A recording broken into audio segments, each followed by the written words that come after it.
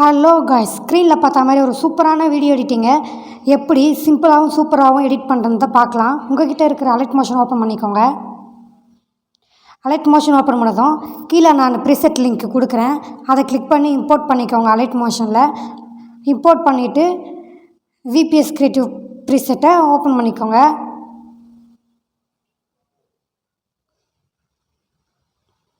இந்த ப்ரீசெட்குள்ளே போனதோ ப்ராஜெக்ட்குள்ளே போனதோ இப்படி தான் இருக்கும் இன்டர்ஃபேஸு. இப்போ என்ன பண்ணணும் அப்படின்னா, உங்களுக்கு தேவையான ஃபோட்டோ வந்து செலக்ட் பண்ணிக்கோங்க.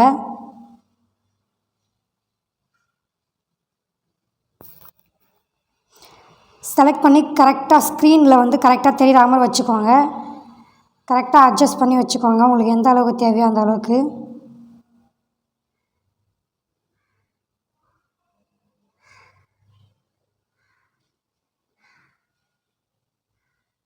கரெக்டாக அட்ஜஸ்ட் பண்ணதும் கீழே இருக்குது பார்த்தீங்களா, ரெட் கலரில் குரூப், அது எது வரைக்கும் இருக்குதோ அது வரைக்கும் அந்த ஃபோட்டோ வந்து ஸ்க்ரால் பண்ணி விட்டுருங்க.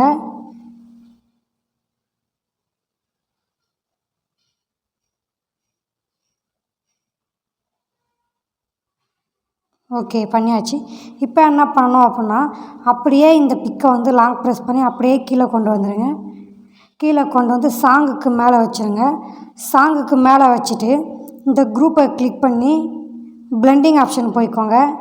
பிளெண்டிங் ஆப்ஷன் போனதும் கீழே மாஸ்க் இருக்கும், அதை கிளிக் பண்ணி ஃபஸ்ட்டு இருக்க மாஸ்க்கை கொடுத்துக்கோங்க.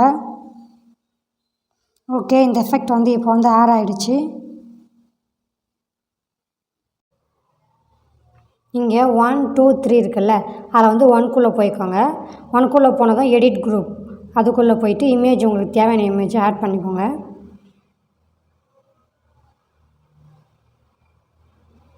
இந்த இமேஜ் வந்து இங்கே ரெக்டாங்கிள் வரைக்கும் கரெக்டாக தள்ளி விட்டுக்கோங்க.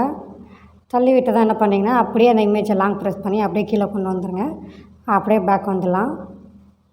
பேக் வந்துட்டோம். செகண்டுக்கும் அதே மாதிரி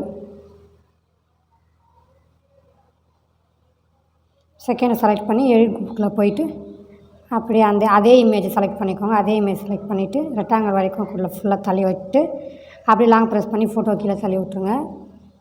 அப்படியே தேர்ட் இமேஜுக்கும் அதே தான்.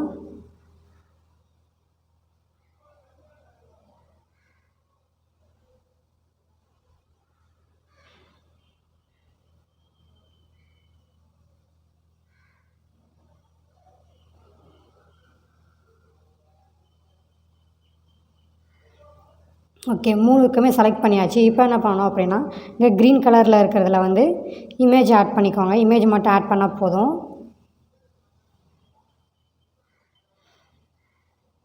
கலர் அண்ட் ஃபில்குள்ளே போயிட்டு இங்கே மீடியாவில் போயிட்டு இமேஜ் செலக்ட் பண்ணிக்கோங்க.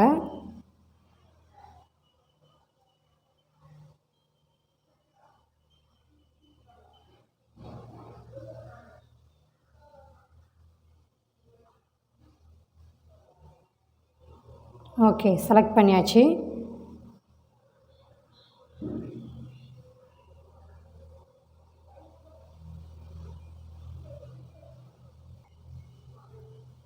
இப்போ என்ன பண்ணணும் அப்படின்னா, இங்கே இருக்குது பாருங்கள், இந்த 1 2 3 குரூப், அதுக்கப்புறமா அந்த ஃபோட்டோ இருக்குல்ல, அதை மட்டும் அப்படியே காப்பி பண்ணிக்கோங்க. லாங் ப்ரெஸ் பண்ணி காப்பி பண்ணிவிட்டு கரெக்டாக அந்த பிட் மார்க், எல்லா பிட் மார்க்கும் அப்படியே பேஸ்ட் பண்ணிக்கோங்க.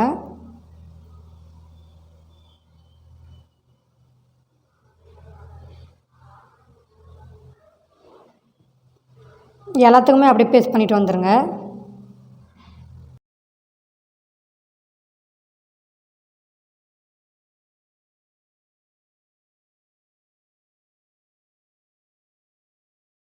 ஓகே ஃப்ரெண்ட்ஸ், எல்லாத்துக்குமே பேஸ்ட் பண்ணியாச்சு. அவ்வளோதான். இந்த வீடியோவை சேவ் பண்ணி யூஸ் பண்ணிக்கோங்க. தேங்க்யூ ஃபார் வாட்சிங்.